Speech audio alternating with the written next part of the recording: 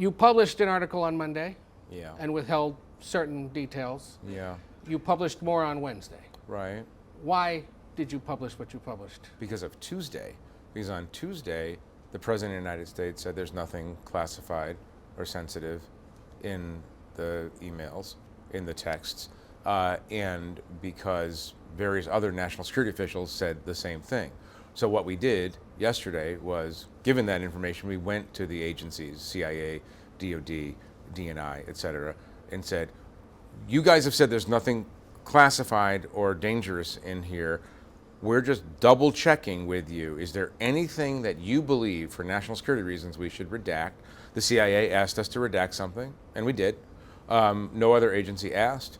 The White House spokeswoman gave us a kind of boring, generic kind of, we wish that you wouldn't do this, but you know, that there's nothing classified here. It shouldn't even go into that area. So the reason to post it is because I think people should see for themselves. They're saying nothing happened. I'm saying that this represents a serious breach in national security and communications. And so, you know what? That's what journalism is for. Here, go look at it for yourselves and decide if this represented a serious breach of secrecy and national security. But based on your decades of covering national security, when you initially saw this, you had concern that there was something in there that the public shouldn't see. It sent a chill down my spine. I mean, I'm getting on my phone, sitting in a supermarket parking lot, a plan from the Secretary of Defense about an attack that's coming up in 2 hours. So, and I don't know who else is on the Signal chat. I mean, that's actually extremely dangerous to say that American warplanes are launching in 30 minutes to attack Houthi targets in Yemen. There's only so many Houthi targets in Yemen. If that information had fallen to the wrong hands, not my hands sitting in a locked car in a parking lot, in a Safeway parking lot, if that had fallen to the wrong hands, American pilots would be in even more danger than they are simply by participating in an attack on an enemy with anti-aircraft capabilities. So I was astonished, shocked, appalled, you name the word, I'll give it to you.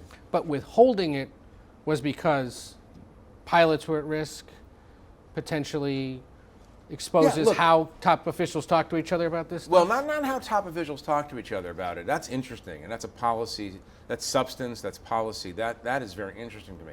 I don't, even as someone who covers national security, I'm less interested in the technical details, especially of an immediately forthcoming attack.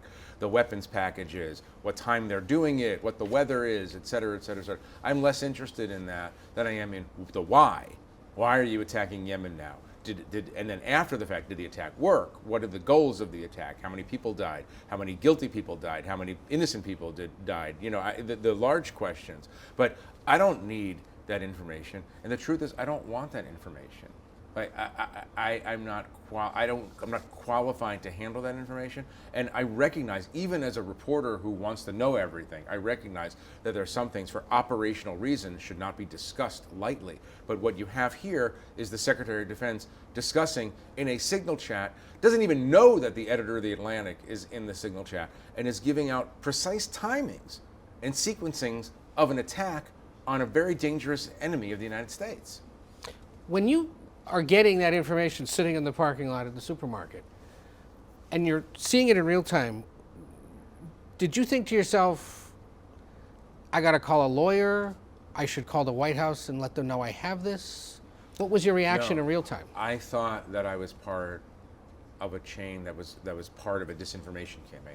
I thought this was part of a disinformation campaign. It didn't make any sense to me at all that U.S. government officials, national security officials, would be communicating this way at all. I thought I was being entrapped. I don't know by a foreign state actor, by a non-state actor. I don't know who, but I did not think that this was real. And I thought to myself, sitting there looking at my phone, well, I guess I'm about to find out if it's real. And so at 1:30, precisely when 1:50, I'm sorry, precisely when in that period when Pete Hegseth promised the group that the first bombs would fall, I start searching on the internet and finding out that, oh yes, there are attacks going on in Sana'a, the capital of Yemen, the Houthi capital. And I thought, okay, now I'm in a different position.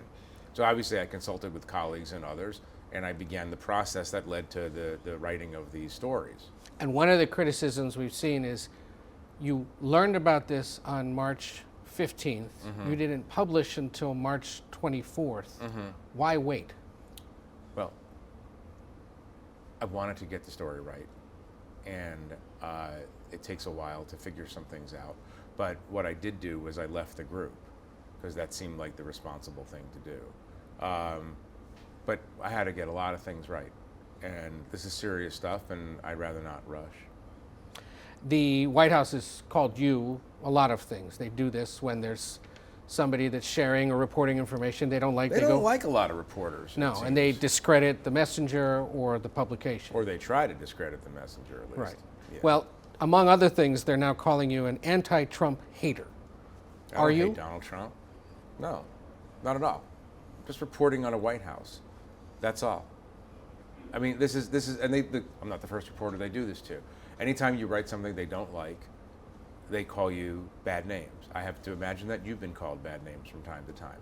Look, you're such a likable person, I can't imagine. It happens. But the truth of the matter is in this case in particular, they included me in the chat. I was in the chat. They're screaming and yelling about my character. All I did was look at my phone. So if I'm such a nefarious individual, why am I in Mike Waltz's phone? Why does he have my phone number? Why is he including me in this chat? And what do you expect a reporter to do when you learn interesting information about the way an administration is contemplating military action? What do they really think is going to happen? We're going to report it. You're going to report it. Of course you're going to report it. It's in the public interest. That's literally what we do. We hold government officials accountable in the public eye, so the voters and citizens of the United States can see what their leaders are doing. That's what we do. And that, in essence, that's what you've done today is say, okay, they say this isn't classified information. Yeah. Here it is. You reader, you citizen, decide for yourself Right. whether We're it is stimulating a conversation about what is appropriate for government officials to put into private messaging apps. One of the other interesting elements of this is the National Security Advisor is now saying he never knew you, wouldn't have been able to pick you out of a police lineup. Had you ever met Mike Waltz before? I'm not going to comment on my relationship with Mike Waltz. I'm just not going to comment on it. Someone watching might find that suspicious, but as a reporter, you're potentially not commenting on someone who may or may not have been. I'm just not going to comment on my relationship with Mike Waltz. You've seen photos, though, that surfaced today of you two at an event several years ago, standing next to each other, which suggests you've met before. I mean, the photos are, if your eyeballs see us together, then I guess your eyeballs are seeing us together. The other argument they're making is that you somehow got yourself into the group. That's not technologically possible, right? Well, I mean, you're talking to a guy who barely knows how to use screenshot on his phone. Yes, I've seen people, including Mike Waltz, say that somehow I secretly inserted my phone number into Signal, or I don't know, this kind of crazy stuff. This is what happened. On March 11th, I got a message request from Michael Waltz. I accepted the message request. That's what happened. Right. And users of Signal know that if that happens, it's because your phone number has been inserted into that other person's phone. A person who has your phone number asks to talk to you or communicate with you on messaging through Signal. That's all. There are a lot of people who may be reading up or tuning into this a few days into it, and may think to themselves, why does this matter? What is this other than Washington pointing fingers at each other again over something silly? It's important. What is it? It's important. The public has a right to know if there's a massive security breach in the national security apparatus of the United States. There's obvious proof here that national security officials were talking about real-time intelligence and military information on an open source messaging app that they're not supposed to use for that sort of thing, right? Put aside the fact that they didn't even know who was in the group, because I was in the group and I'm not supposed to be in the group. So I think when reporters discover a massive national security breach, it's our duty to tell the public. And the hope then is that things get fixed. You can attack the messenger, which seems to be the style here, or you can just say, oh, I guess we had a big breach. We better fix it and make new rules governing the use of our cell phones and Signal apps and other apps. That would be sort of the logical thing to do, but that's not what's happening here. Nevertheless, the point is that the public has a right to know how government officials handle sensitive information, right, on their behalf, ultimately on the behalf of the citizens. We also have a right to know how decisions are made within a democratic government, a democratically elected government, right? And so the conversations that they're having about whether or not to attack Yemen, the public should know how they think about these things. The public interest here is profound. This is not just bickering about a technical issue. One of the other striking things that maybe hasn't gotten as much attention is the vice president was an active participant in this conversation. Yeah. The national security advisor, Yeah. the defense secretary, and a deputy chief of staff, Stephen Miller. Right.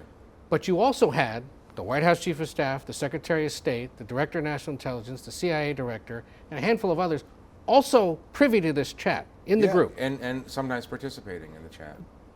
They all would have known that sharing this information in this kind of a setting may not be the safest thing to do. Nobody, though, at any point in the conversation ever spoke up and said, hey, maybe we should all meet about this or get on a phone or not do this in this setting. Look, I've heard from a lot of people who are much more junior in the government, State Department, military, etc., and they say that if they behave this way, they would be fired or prosecuted. In other words, even in United States embassies, security officers go through at night and look for classified information that somebody mistakenly left out on their desk. You could lose your job for leaving a piece of paper on your desk. So it's unbelievable to me that the senior most officials in the United States don't know how to handle classified or sensitive information. Which makes you wonder, are there other people down the ranks who are being equally careless, or does this now encourage people to be as careless in the future if their bosses aren't getting in trouble? And there's another question, which is, are there other signal groups that we don't know about? Right. I'm going to assume yes. I have no proof, but if you do this once, you probably do this quite frequently. Look, it's very convenient to just use your own phone and go on an app that has been described as secure. Obviously, it's not secure if you invite the wrong people into the app, as we all have learned probably in less serious circumstances over the years, putting together a group or texting the wrong person. But this is an important issue for any number of reasons, including the fact that this is a test of accountability, right? If a Marine captain or an Air Force officer or a State Department employee could get into loads of trouble for having poor communications and security hygiene, then the Secretary of Defense, the CIA director, I mean, these are the questions that I think people on Capitol Hill are asking.